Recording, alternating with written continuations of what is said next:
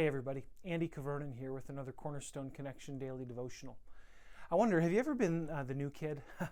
And maybe you showed up in a situation and everybody else was well established and knew what was going on and had been together for a long time, but you're the new kid, you're the new person in the office, you're the new whatever, and you kind of feel like an outsider. That's not a good feeling, is it? Well, I'm here to tell you that in the kingdom of God, God never treats people who've put their faith in Him like outsiders. Let me share with you a story from Matthew 20 that illustrates this. Jesus tells a parable of a vineyard.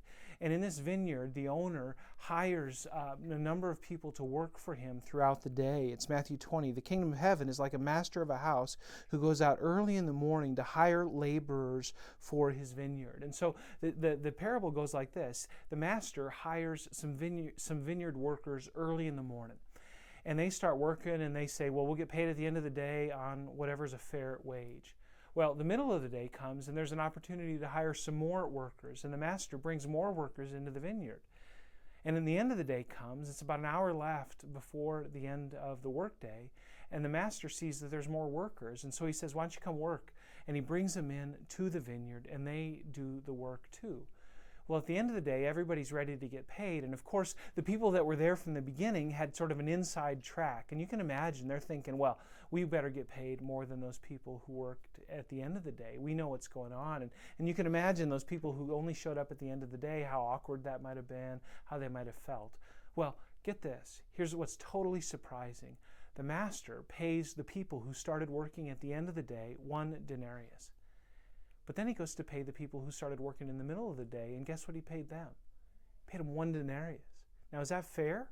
Well, it doesn't seem so, and yet 1 denarius is even more than fair for those who started working in the middle of the day.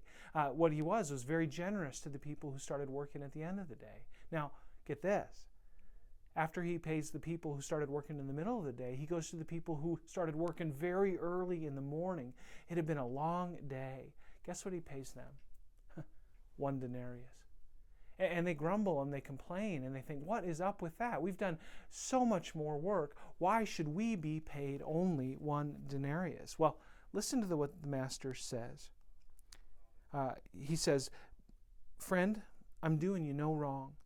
Did you not agree with me for a denarius? In other words, did you not agree to work for a day's wages? Take what belongs to you and go. In other words, I've paid you a fair wage. Don't complain to me anymore. I choose to give to this last worker as I give to you. And here's what's important. He says, am I not allowed to do what I choose with what belongs to me? Or do you begrudge my generosity? So the last will be first, and the first last.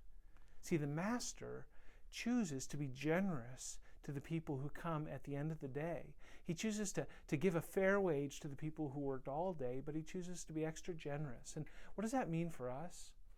Well, sometimes when we think of spiritual things, some of us come into the vineyard perhaps later than others. And we might look at somebody else's Bible knowledge. We might look at somebody else's engagement with the church. We might look at how much of a leader that person is or the kind of influence they've had. And we might think, there's no way that the master cares about me. There's no way that I'm as important as that person. But here's the thing. The master paid the same wage to the person who came in at the end as he paid to the person who came in at the beginning. What does that say? The master's a generous God. And whether you've come in lately into the kingdom, whether you've put your faith in Jesus only recently, or whether you've been walking with him for a long time, here's what you can be sure of. The master's heart is that you'll have everything you need for full participation in the kingdom. He's generous. He's gracious. And you can trust him. Receive from the master's hand today. Receive his grace. Receive his goodness. God bless you, friends.